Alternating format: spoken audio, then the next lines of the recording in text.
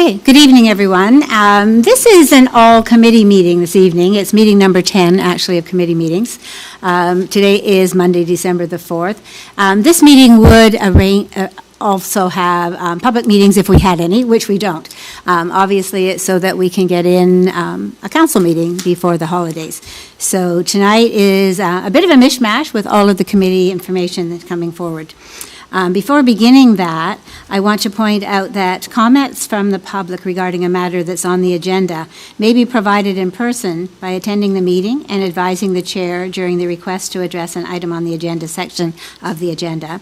For those individuals that are unable to attend the meeting in person, you may submit comments for matters that are on the agenda by either emailing jdyson@westlincoln.ca before 4:30 on the day of the meeting. Comments submitted will be considered as public information and read into the public record. Or you also may contact the Clerk's Department to request a Zoom link to attend the meeting virtually. Tonight's all-committee meeting will be live-streamed as well as recorded and available on the Township's website by visiting events.westlincoln.ca/meetings. And before beginning this meeting tonight, I want to say that this Wednesday, December the 6th, marks 34 years since an act of violent misogyny shook our country and led Parliament to designate December 6th as the National Day of Remembrance and Action on Violence Against Women. On December 6, 1989, a gunman entered a classroom at École Polytechnique in Montreal and murdered 14 young women. These victims were targeted because of their gender. And as you know, this council just supported a resolution raising awareness about the fact that that still is an ongoing thing. So out of consideration for these women, I'm going to actually name them. So on December 6th, we asked the public to please join us in remembering Genevieve Bergeron, Hélène Colgan, Nathalie Croteau, Barbara Dano, Anne-Marie Edward, Maud Havenick, I think I lost that one, Maurice Laganière, Maurice Leclerc, Anne-Marie Lemay, Sonia Pelletier, and Michelle Richard.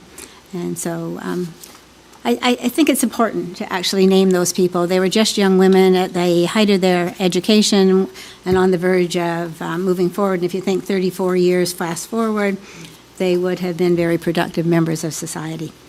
And I'm going to move on then to the land acknowledgement statement. The Township of West Lincoln, being part of Niagara Region, is situated on treaty land. This land is steeped in the rich history of the First Nations, such as the Hattaway-Durrunk, the Haudenosaunee, and Anishinaabe, including the Mississaugas of the Credit First Nation. There are many First Nations, Métis, and Inuit people from across Turtle Island that live and work in Niagara today. The Township of West Lincoln, as part of the Regional Municipality of Niagara, stand with all Indigenous people, past and present, in promoting the wise stewardship of the lands on which we live. So I'm going to go to members of council now to ask if there are any changes in order of items on the agenda. Seeing none, are there any disclosures of pecuniary interest and or conflict of interest? And again, seeing none. There are no public meetings, and there are no appointments this evening. And so it takes us very quickly to request to address items on the agenda. Before I go any further with this, had there been a public meeting, I'm sure that Councillor Riley would have been here because he would have been chairing that portion. But he did say that, send a message shortly. He'd be arriving late, but he will be here shortly. So again, to request to address items on the agenda, there shall be no comments from the public permitted at council unless A, a specific appointment has been scheduled, or B, an item is included under the other business or communications or appointments section of the agenda and relates to a matter which would normally be dealt with at committee. So I'm going to ask now if there are any members of the public present or online who wish to address a specific item on the agenda as permitted by section 6.7 of the procedural bylaw. So there's obviously no one here. And is there anyone online, Kevin? Not seeing any, Madam Mayor. Okay, thank you very much. So item number 8 takes us to consent agenda items. And under consent, all items listed below are considered to be routine and non-controversial and can be approved by one resolution. There will be no separate discussion of these items unless a council member requests it, in which case the item will be removed from the consent resolution and considered immediately following adoption of the remaining consent agenda items. So before we go to the recommendation, I'm going to ask if any members of council have already identified that they'd like to pull. Councillor Bradrick? Item 2. Okay, thank you. Anything further? Okay, so the resolution reads as follows, that the following consent agenda items be and are hereby approved. Items 1, 2, and 3 be and are hereby received for information. And 2, items 4 and 5 be and are hereby received. And the recommendations contained therein be adopted with the exception of, and we now know item 2 is an exception. So I'm going to ask for a mover of everything except item 2, please. Councillor Chichok, thank you. And a seconder for that, Councillor Bradrick. And just to be clear then, I will say, so number 1 is a memorandum rotation of vice chairs. Number 2 is an information report, the Green Team Committee, the 2023 summary. Number 3, an information report with WLFD 20-23 monthly update. Number 4, the recommendation report, PW 27-23 council endorsement of the Township of West Lincoln Drinking Water Quality Management System Operational Plan. And 5 is a recommendation report, PD 61-23, the amendment to the fire route bylaw, Niagara Pallet and West Lincoln Community Center. So, Councillor, we're just about to vote on the consent agenda items except for number 2. Is that the water one? No, do you want to pull the water one? Pull the water one? Okay, you can do that. So that's number 4. Okay, so now we're voting on 1, 3, and 5.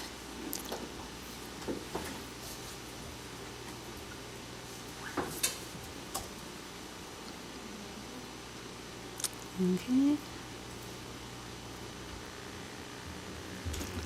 Okay, again, as you can see, 1, 3, and 5, we've left out 2 and 4.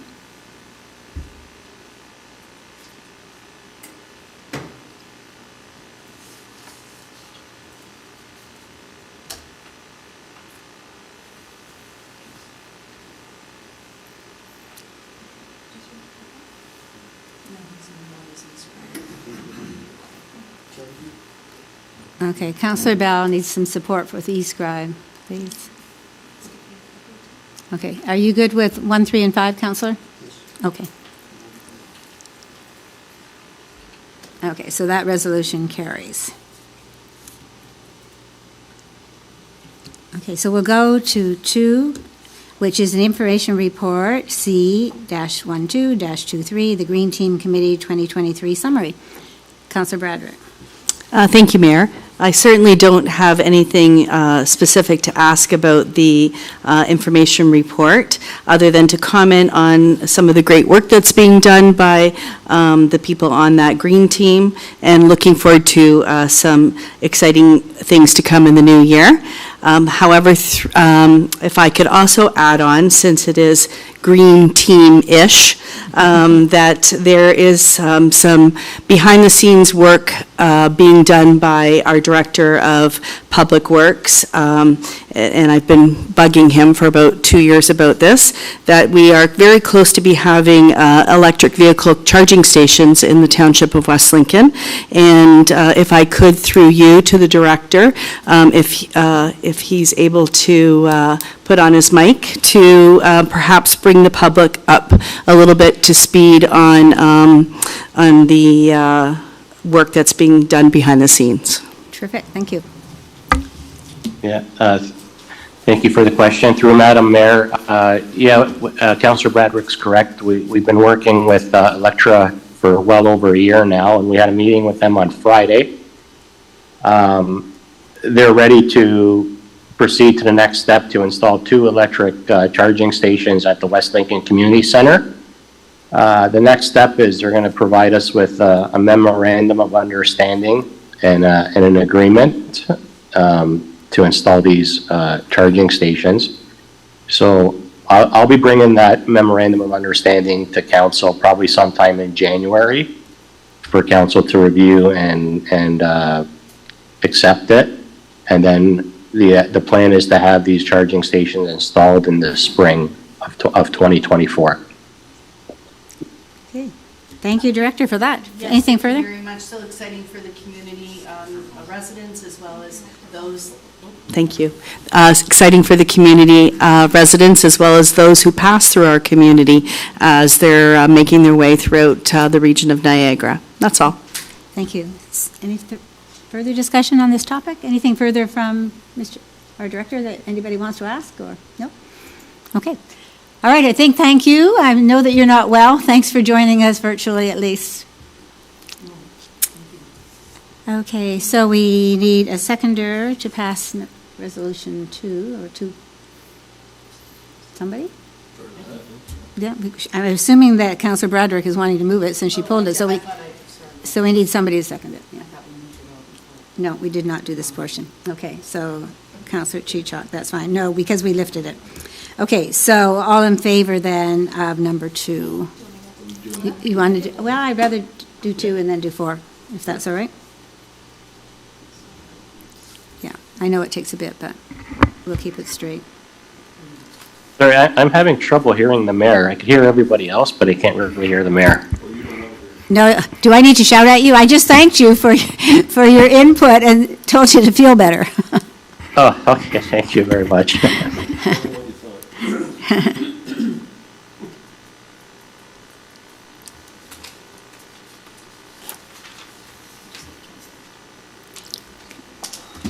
Okay.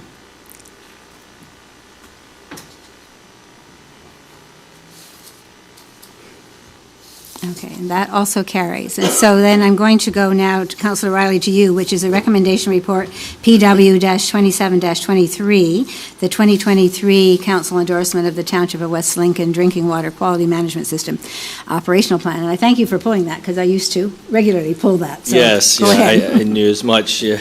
Last term, you taught me as much. So as soon as I saw this, I knew there's something we had to pull and at least have some kind of discussion. So I'm going to go through, Madam Mayor, to our director, if he's still there and with us and well enough, to kind of just speak to the importance of this. I think this is, just very important for council to endorse. I think that kind of goes without saying, but for those in the community who might not necessarily know what this report means, I would like the director just to speak to it and all the reasons why we should support it as a council.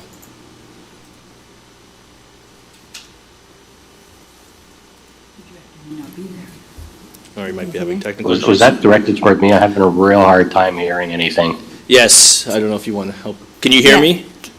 Not really. Okay, can you hear me? What Councillor Riley is hoping that you do, Director, is talk about the importance of endorsement of this quality, this operational plan for our drinking water. Yeah. Essentially to highlight for any residents who may be either watching or listening in about the importance of this.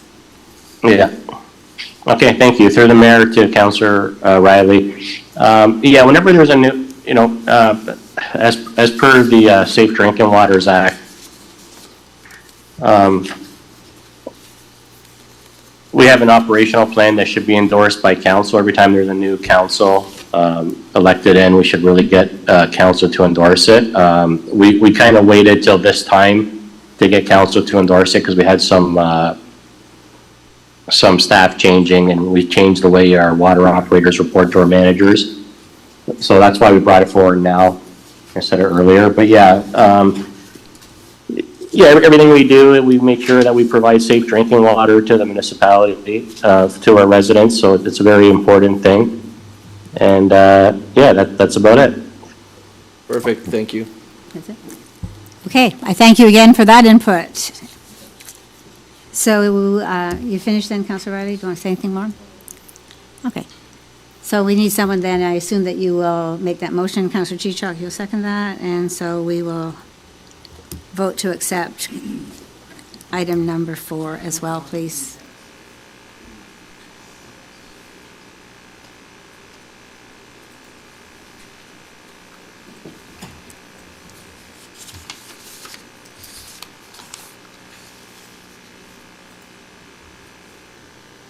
Okay, that also carries. Thank you. And there are no communications tonight, and that takes us directly to staff reports. 10.1 is Director of Planning and Building Brian Treble, a recommendation report PD-62-2023, amendments to permitted uses of Spring Creek Secondary Plan, which is OPA 57, file number 1701-006-19.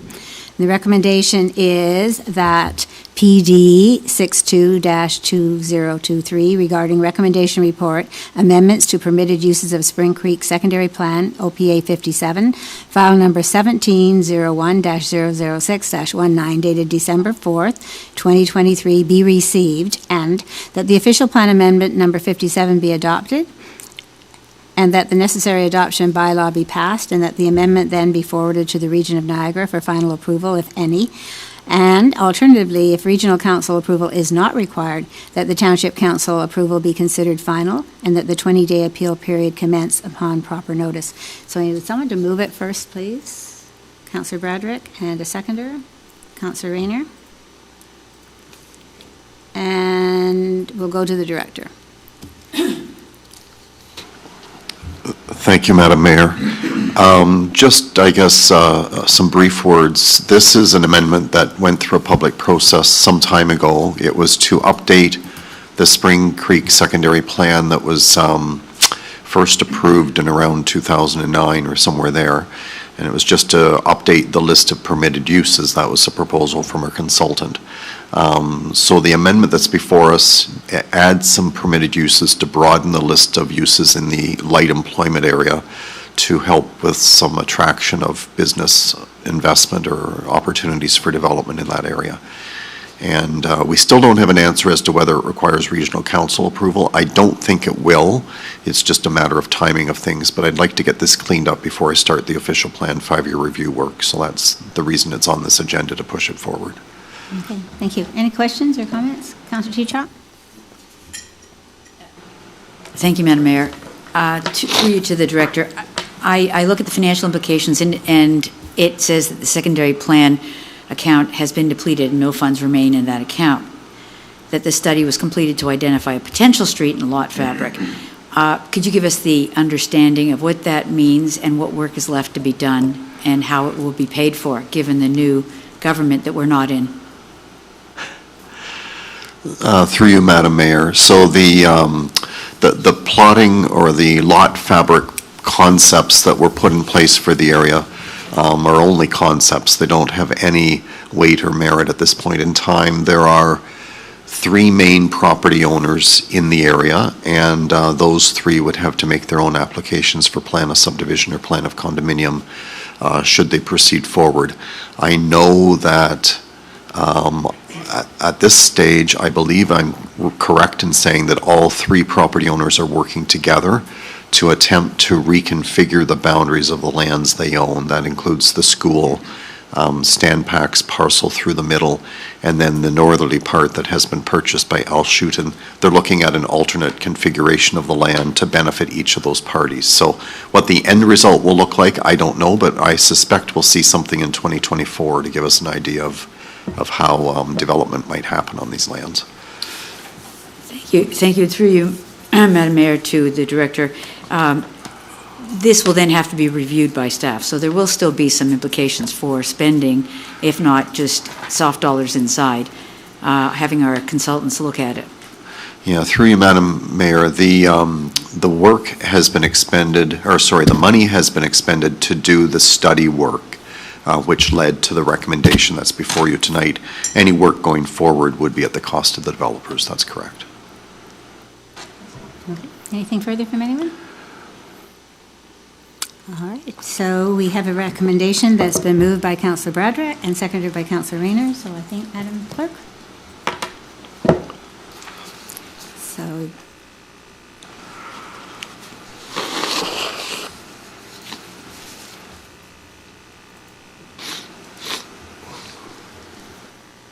okay, that also carries. Thank you.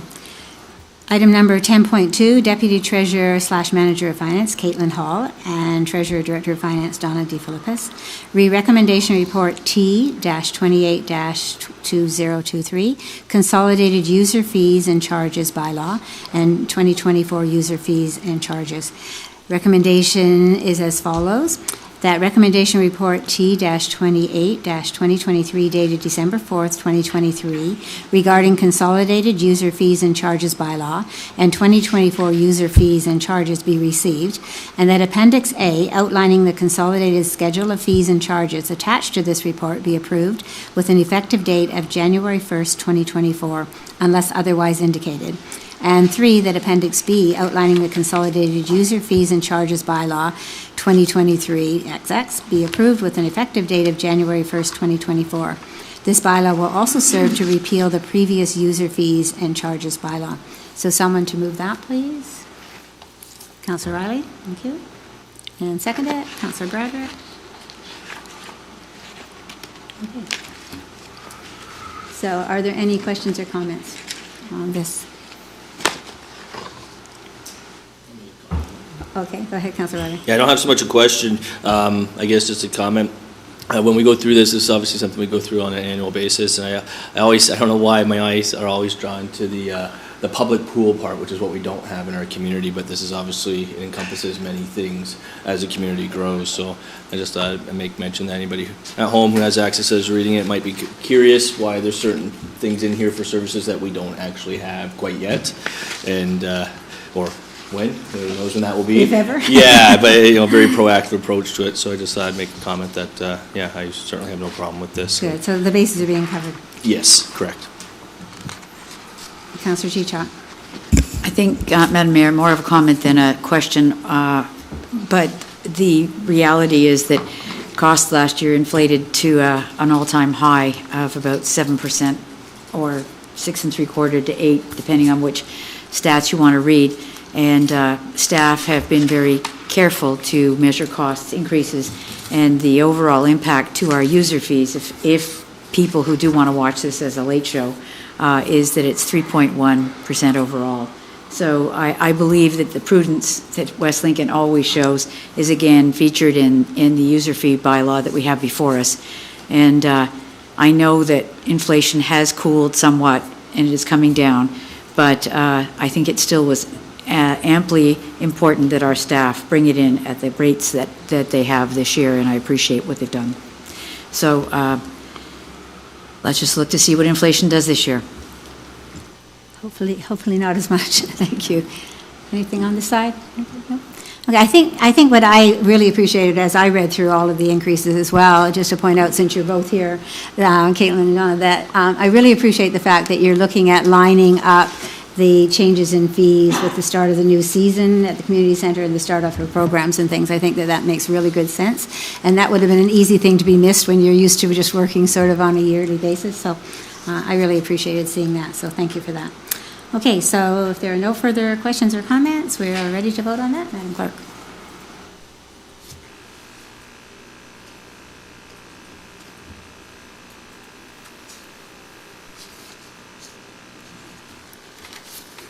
Okay, so that also carries. That takes us to 10.3, which is Manager of Operations Trey Banish and Director of Public Works and Recreation Mike DePaula. This is Recommendation Report PW-26-2023, Port Davidson Road and 16 Road intersection, all-way stop control review. The recommendation is that the Recommendation Report PW-26-2023 regarding Port Davidson Road and 16 Road intersection, all-way stop control review dated December 4th, 2023 be received, and 2, that a bylaw be enacted to amend bylaw 89-2000, Schedule P of the parking bylaw and schedules to add an all-way stop control at the intersection of Port Davidson Road and 16 Road. So again, a mover for that, please. Councillor Broderick, and someone to second that? Councillor Riley? Questions or comments on that? Councillor Broderick first, please. Thank you, Madam Mayor. I think a comment, certainly very relieved to see this coming forward to us tonight. This intersection is about 3 kilometers from my house, and my family drives through it on a daily basis, and depending on how many times my husband goes to Tim Hortons, it may be more than just once or twice.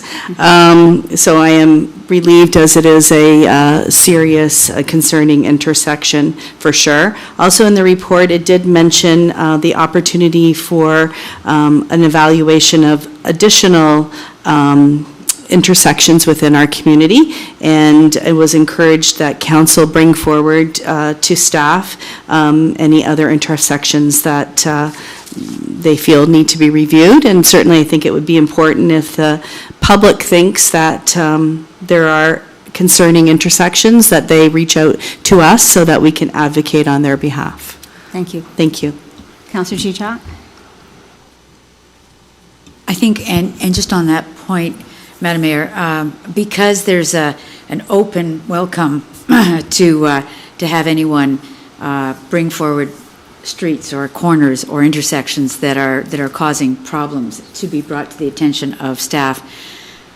I would really like to see a list of anything that's happening. I know the region's putting in some roundabouts and looking for the lands and trying to get the appropriate turning circles for a few of those that are in the township.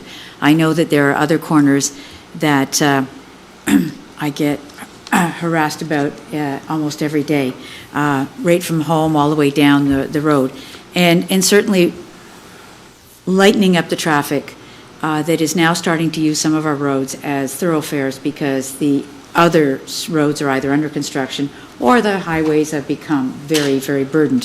So if there is intersections that are being thought or have had work on them, not for extra work, but if Trey could bring those forward to us or give us a possible listing of them, then we wouldn't be asking for the same things over and over again.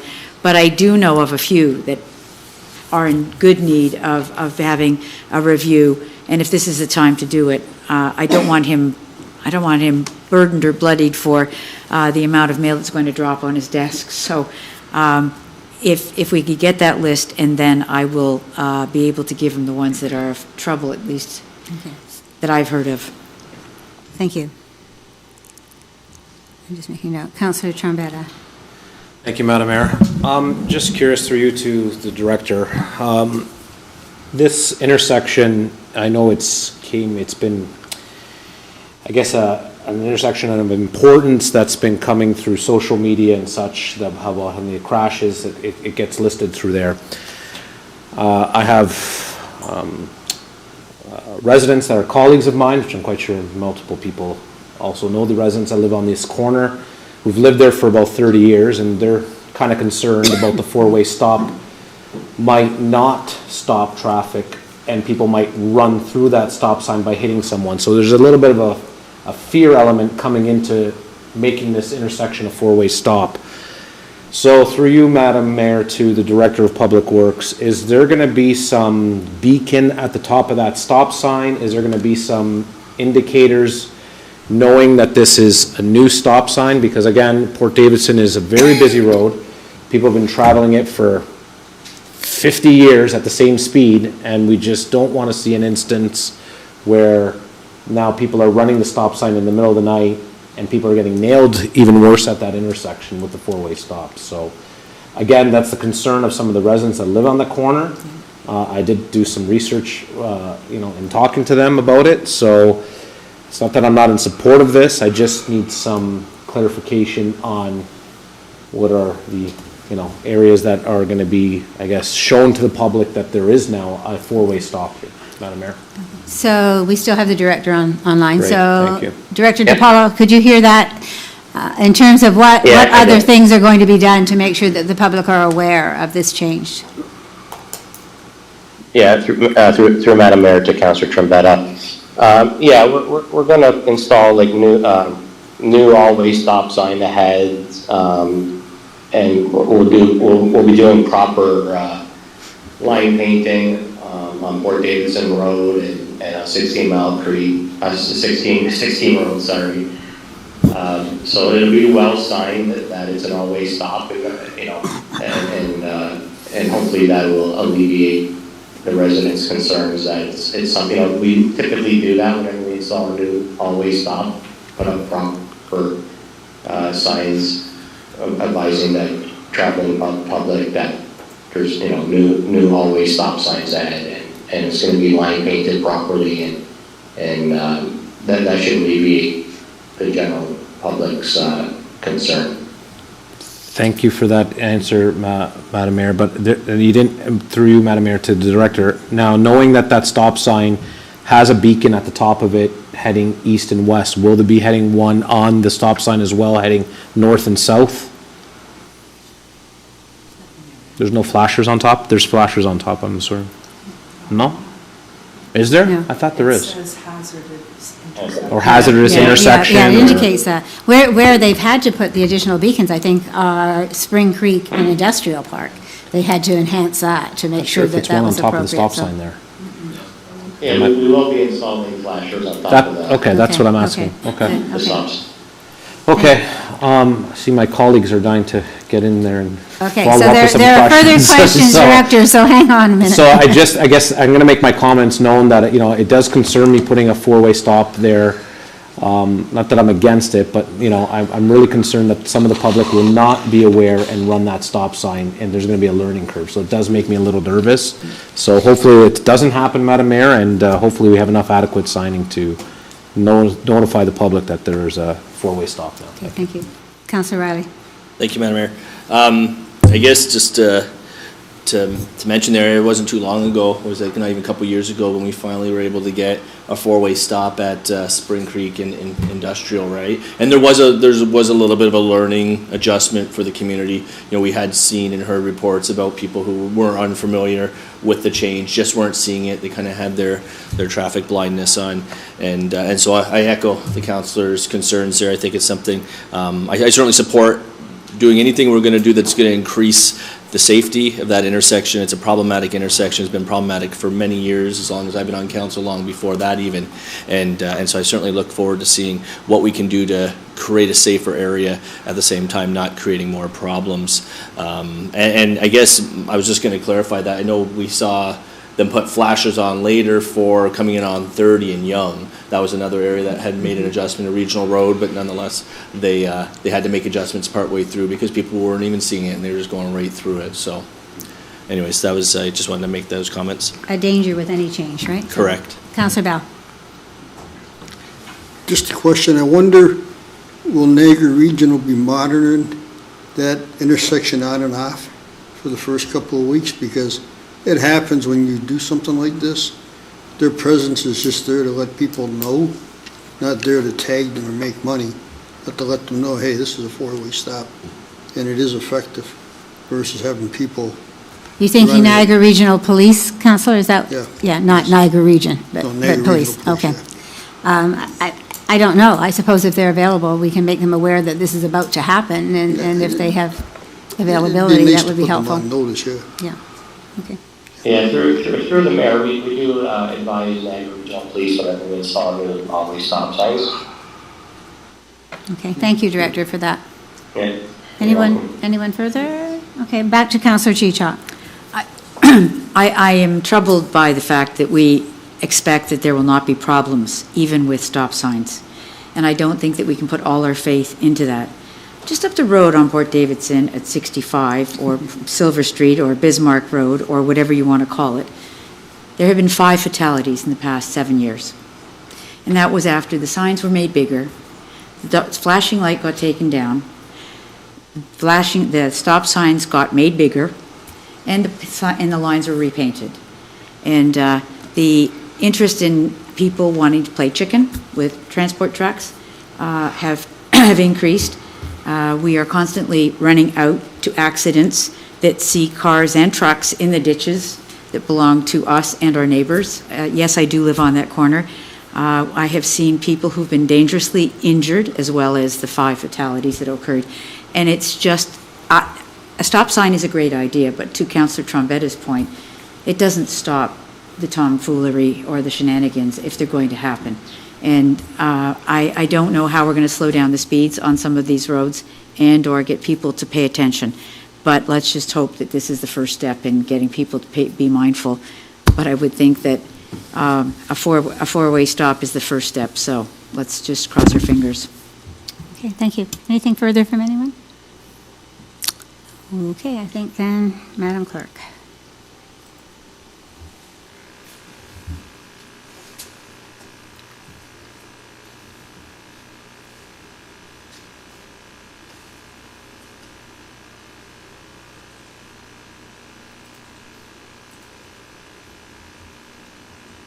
Okay, and that resolution carries. Thank you. So that takes us then to other business. So there are 2 parts to other business where members of committee. So the first is verbal updates from, oh, sorry. What did I miss? Oh my gosh, I certainly did. That a very important thing, sorry. Sorry. My apologies, everyone. My writing went down the page. You all talked and took my space, and so suddenly I thought, oh, good, okay.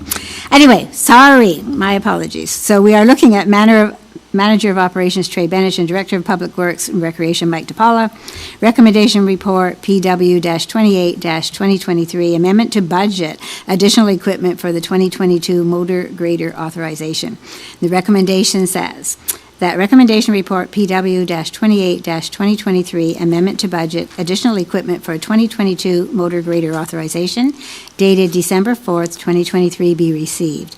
And two, that council approve a budget amendment, BA 2023-17, in the amount of $50,000 through a transfer from the equipment reserve. So I need someone to make that resolution, please. Somebody? Councillor Broderick, and someone to second that, please. Councillor Trombetta. And now, are there any questions or comments on that? None? Okay, well, I don't see anything, so I think that we're ready for a vote.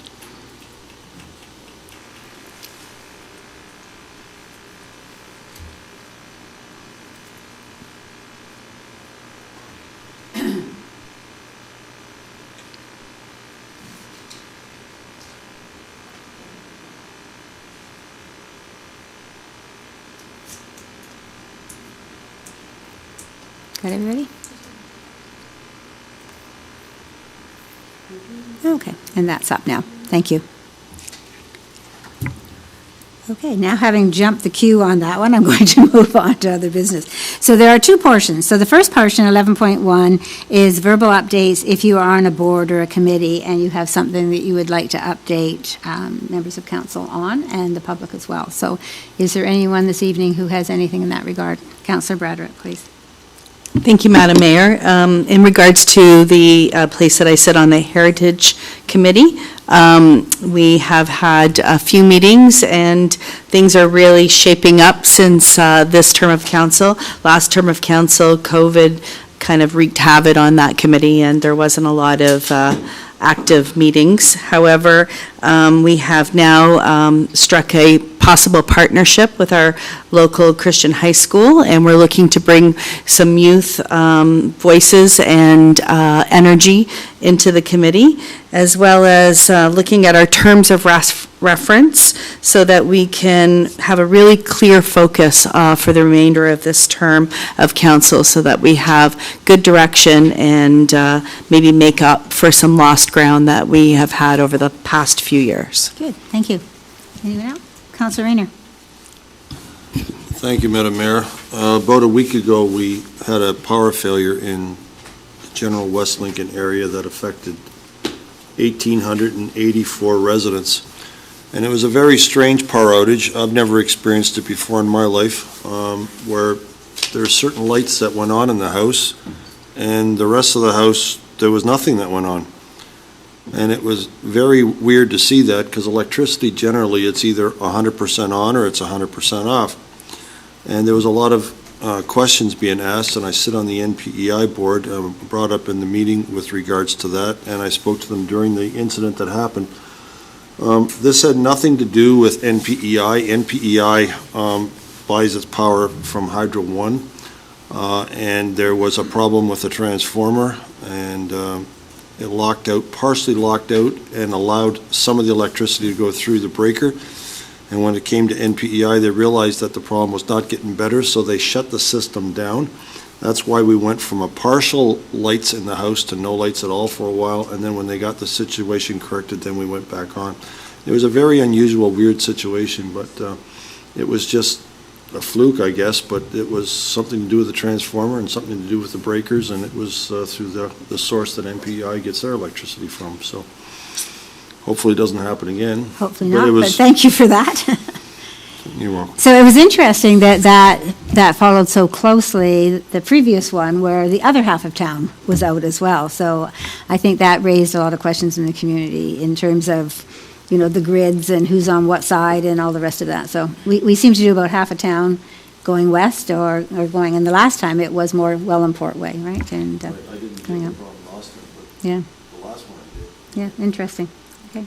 Councillor Riley? Just to, I guess, backpack onto what Councillor Rayner brought up, I actually had called Councillor Rayner, it must have been just before 8 o'clock in the morning when that happened, because part of my concern, I'm sure a lot of people's concerns, was to have anything in your house that was partially powered, what damage is it potentially causing? When you have things like refrigeration, freezers, if you have your dishwasher going, whatever, so I know or furnaces even, and I guess not so much air conditioners this time of year, and so the councillor had responded very quickly and shared the same concerns, and, I appreciate hearing the feedback and that he took it to the board there, so thank you for that. Okay. Councillor I heard it was a Chichar. test for all people who just put in new, backup generators, like one of our members of council did. So I heard they were praying for a power outage just so they could check to see if it worked. I thought it was a test of how long I could go without morning coffee, actually. It was not my favorite time. Well, it did Okay. blow our furnace motor, but it didn't, the generator did come on, Oh, so. boy. Okay. So anything further from anyone else? Okay, so then that takes us to 11.2 then, which is just items of an informative nature. So things that have been going on in the community that you've attended, things that you've done. Nope. Well, I have just one that I really want to speak about. I mean, I think the Silverdale dinner success has been all over social media, so people know about that.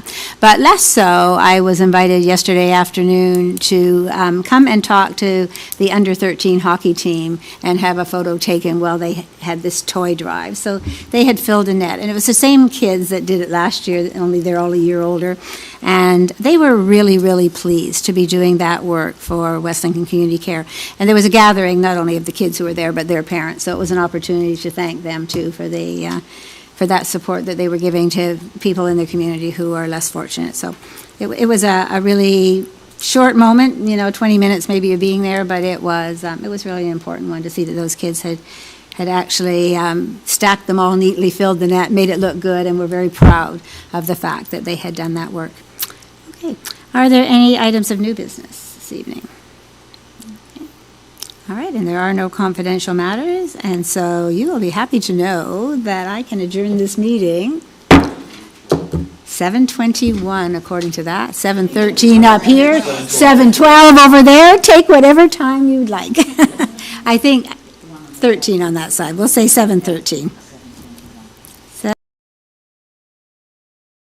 And I'm sure people have lots of things that they can do on a December evening. So thank you.